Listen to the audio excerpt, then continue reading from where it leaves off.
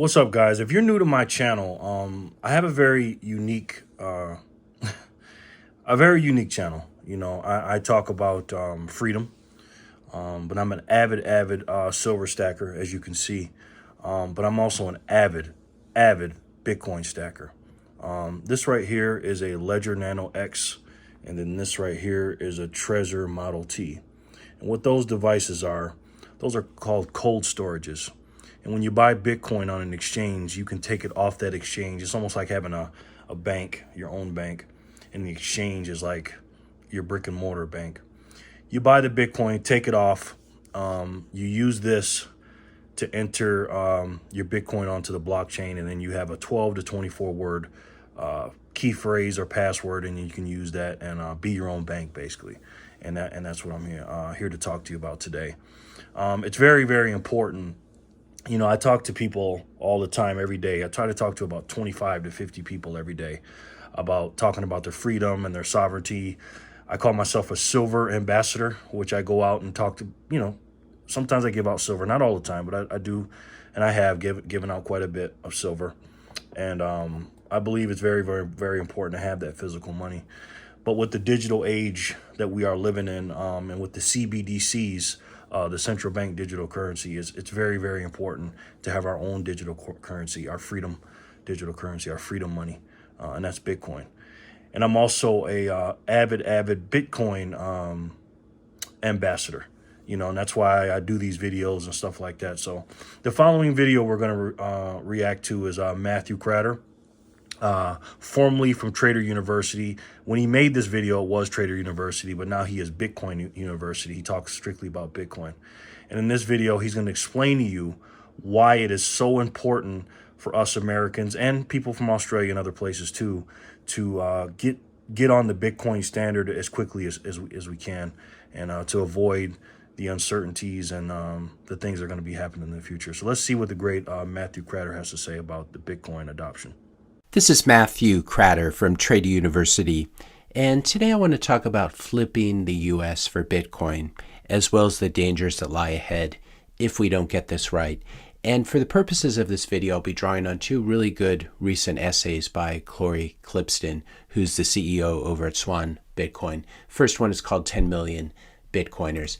And the basic idea is this: flipping the US for Bitcoin, it's not only important because it's where I live and where a lot of my viewers live, but it's also very important because the US still stands at the center of the global financial system, for better or for worse, mostly for worse.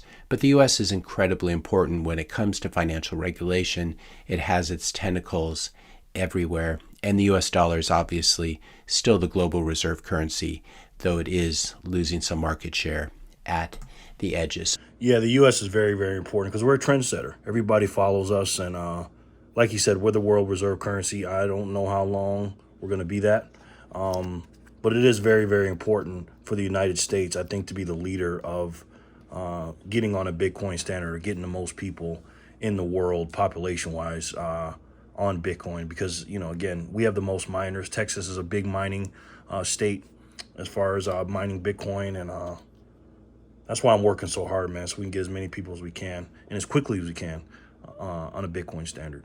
So the basic theory, the basic idea is this: to make the US a Bitcoin country, you don't need to convert 100% of the people. You just need enough people to tip the scale slightly. You need what Nassim Taleb calls an intransigent minority. And the examples that Taleb gives are food with a kosher designation in the US, as well as halal meat in the UK. And the idea is this: that the majority of the population doesn't care about these things, but enough people do care that it's just easier, for example, for soup manufacturers to stick that U inside of a circle symbol on a can of soup, or order halal meat for their restaurant in the UK. Both of these ideas are discussed in this chapter from Skin in the Game, which is one of Taleb's books that I will be linking to below. The intransigent minority that Taleb is talking about is something like 3 to 4% of the population. This is the idea. And that's about 10 million people in the US, maybe a little bit more. We need 10 million people, 10 million Bitcoiners, people who have a decent percentage of their net worth in Bitcoin, who hold their own private keys, who understand the fundamentals of Bitcoin and why it is so different from crypto. And also these are Bitcoiners who ideally will be running their own nodes as well. See, that's very important to have self-custody of your Bitcoin and also run your own node. And I'll make a video about that, but look that up, NODE. It's basically you're one of the people that are running the system and you're checking all the transactions of Bitcoin. You're being a sovereign person. You're taking your Bitcoin off the exchange. So it sounds like 10 million is a lot, but it's really not that bad. But we got to keep working at it every day. These will obviously probably also be single issue voters who will rally to support good Bitcoin politicians and also vote out any politician who is really rabidly anti-Bitcoin. Now, U.S. politics, as everyone knows, is basically split 50-50 on so many issues, so that having 3 to 4% of swing voters who are really only concerned about Bitcoin is really a huge swing vote. Now, the next concept that Corey brings up in a subsequent essay is called the race to avoid the war, and that's what we're going to talk about now. But before we do, I just ask you to subscribe to this channel if you're enjoying this video so far, if you enjoy my teaching style, and if you support the mission of this channel, which is Bitcoin education. Yeah, guys, I have a link to his channel underneath this video. This is from Rochester, New York. That's Nathaniel Rochester. Yes, I highly suggest you go, subscribe to his channel and start your Bitcoin education. It's free. Go ahead and use it. Like I said, I have a lot of videos about Bitcoin, how to buy it, but he breaks it down like no other, man. But it's good, man. It's good to learn about something different. I know a lot of you guys are into precious metals and stuff like that, and maybe other cryptocurrencies, but it's a good thing to take a hard look at Bitcoin. And so this is Corey's most recent essay, The Race to Avoid the War. And he starts off by saying, we Bitcoiners are in a race, perhaps the most important race we will ever run. We are racing against time to drive the adoption of Bitcoin as fast as we can. We are racing toward a future in which the U.S. government never coordinates a concerted attack against Bitcoin and Bitcoiners. This is a race to avoid a war.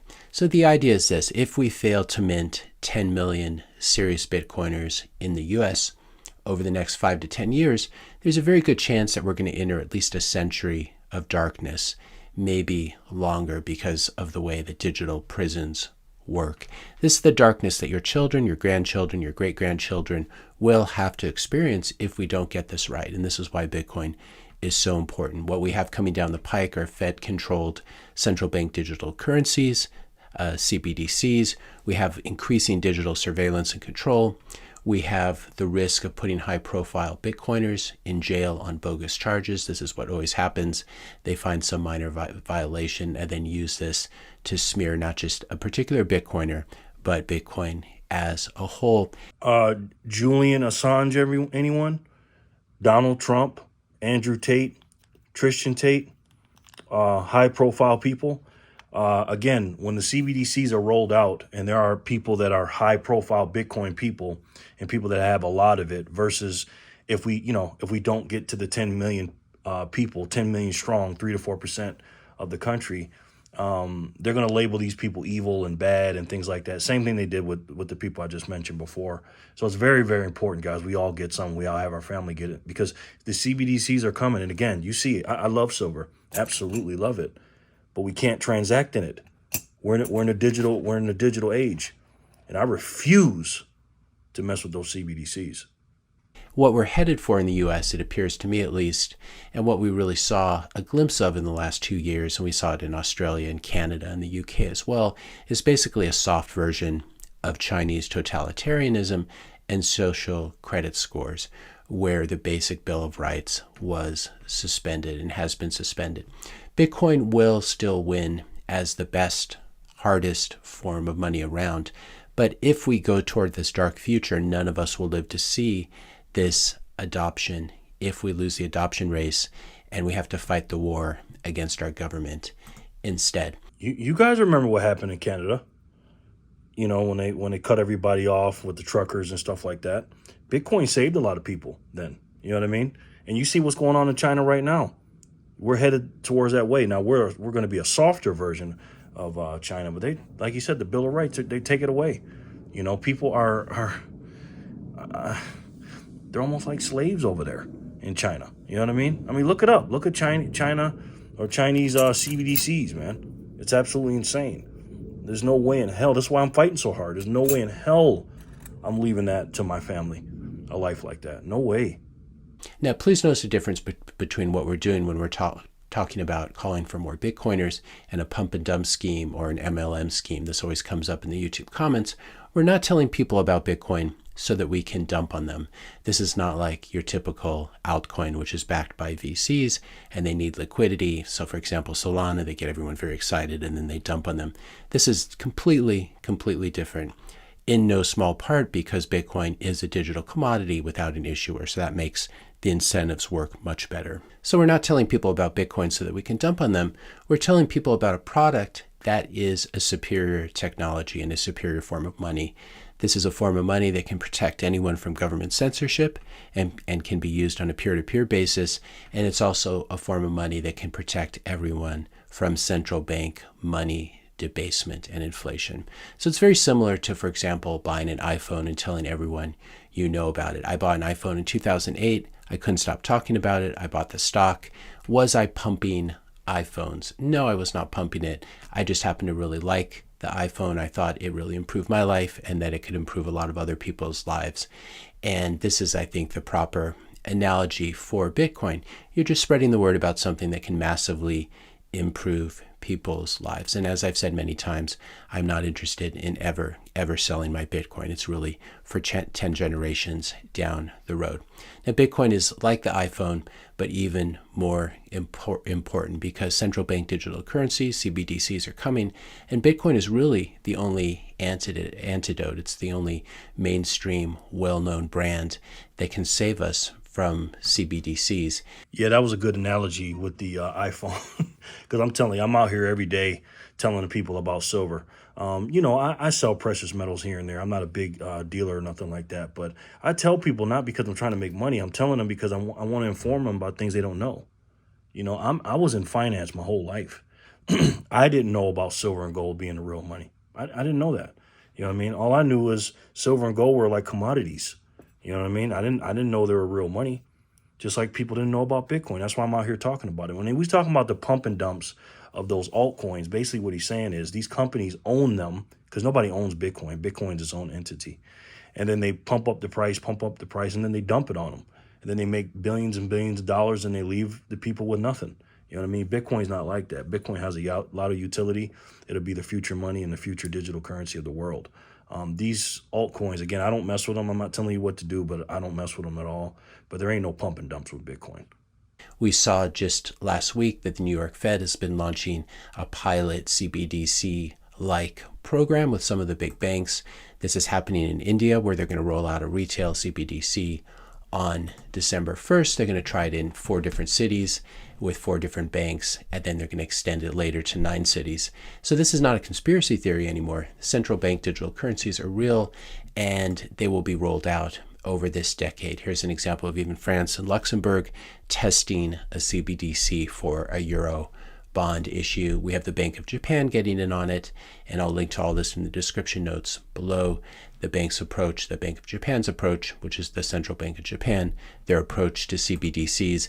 And then, of course, China, as you would expect, is the furthest down the road when it comes to CBDCs and using them to control their population. This is not something we want to be able to take root in the US, and this is why Bitcoin is so important. Yeah, this video was shot in November 2022, so all this stuff that he's talking about is actually happening. I seen a video the other day. It was in China, and people were walking into a restaurant or something like that. But basically, they were, there was a thing there, like a camera thing. As soon as they walked in, it did a face scan of them. They kept walking, and they didn't have to pay anything out of their pocket. It just immediately, automatically came out of their out of their CBDC account. You know what I mean? And also, the money is not it's not forever. It can be erased just like that. It has an expiration date on it.